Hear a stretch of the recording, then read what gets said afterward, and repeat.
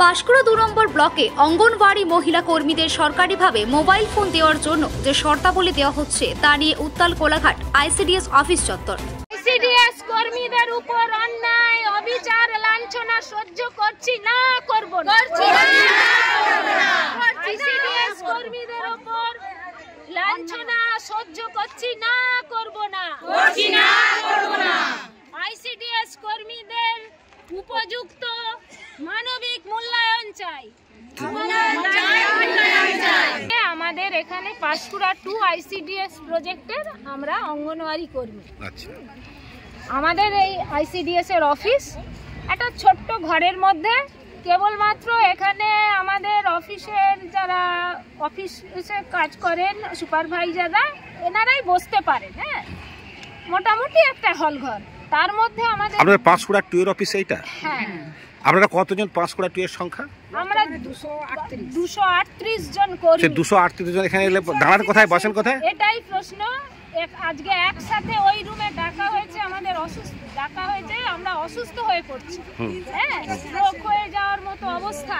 কেন আমাদের এখানে কর্মীদের ম্যাক্সিমাম বয়স আছে 65, বুঝতে পারছেন? হ্যাঁ, আমাদের 65তে রিটায়ার, সেরম কর্মীও এসেছে, অসুস্থরাও এসেছে। আমাদের ডাকা হয়েছে কেন? আমাদের 10,000 টাকা ফোনের দরুন 10,000 টাকা দেয়া হবে। কিসের দরুন? ফোন দেয়া হচ্ছে, মোবাইল। গত 2 বছর আমরা ফোনে সমস্ত কাজ করছি, কিন্তু কোনো ফোন দেয়া হয়নি। নিজেরা ফোন কিনে করছি, এমনকি ফোনের রিচার্জের টাকা আসে অতি সামান্য।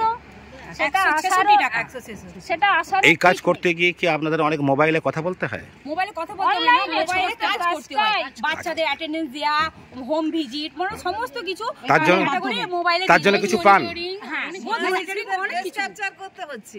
ওর জন্য কিছু মূল্য দেওয়া হয়? 166 টাকা, যেখানে 166 নেই, 166 টাকায় কোনো রিচার্জ নেই। সবচেয়ে বড় তারপরে বলুন। হ্যাঁ, আমরা যে অসুবিধার মধ্যে পড়ছি, এই অসুবিধাগুলো আপনাদের কাছে আমরা তুলে ধরতে চাই। আমাদের বক্তব্য, আমরা এই এতদিন ধরে যে কাজ করছি, মোবাইলের কথা চেয়ে অফিস থেকে আমাদের কোনো মোবাইল দেওয়া হয়নি।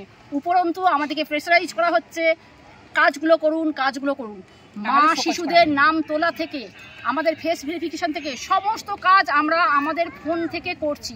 এখন রিসেন্ট ফেস ভেরিফিকেশন করার জন্য আমাদের যে 4GB ফোন ছিল তাতে কিছুতেই কাজ করা যাচ্ছিল না। প্রত্যেকটা মেয়ে আবার 5GB ফোন কিনতে বাধ্য হয়েছে। দিদি ভাই, আপনাদের যে কাজটা সেটা সম্পূর্ণ মোবাইল নির্ভর হয়ে পড়ছে, তাই তো? মোবাইল নির্ভর, এবং প্রত্যেকটা মেয়েকে তার মানে আগে একটা ফোন কিনা হয়েছিল, তখন সেই কাজটা করা হয়েছিল। এখন নতুন করে যে ফেস ভেরিফিকেশন আসার ফলে সেই 4GB ফোনে আমরা কাজ করতে পারছি না। আমাদেরকে অফিস চাপ দিচ্ছে যে আপনাদেরকে করতেই হবে, এবং আমাদেরকে নির্দিষ্ট ডেট বেঁধে দেওয়া হচ্ছে।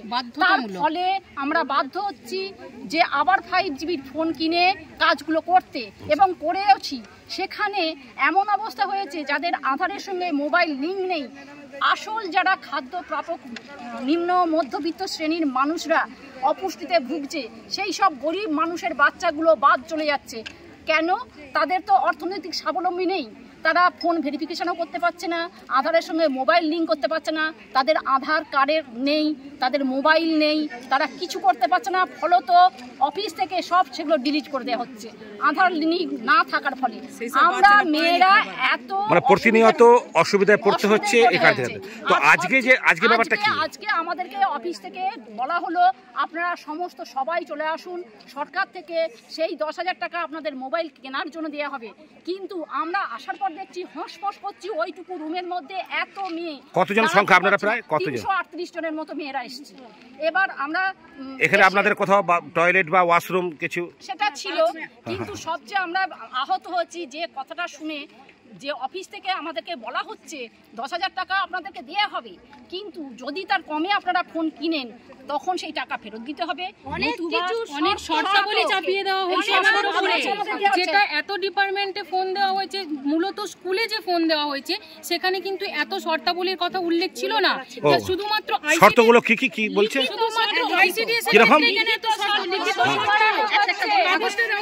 এর কমে 10,000 টাকার কমে ফোন কেনা যাবে না। 10,000 টাকার আচ্ছা এইটা হচ্ছে শর্তটা হচ্ছে এই হচ্ছে শর্ত। বেশি দামে কিনতে পারো, রেজিস্টার দোকান থেকে কিনতে হবে, বিল জমা করতে হবে।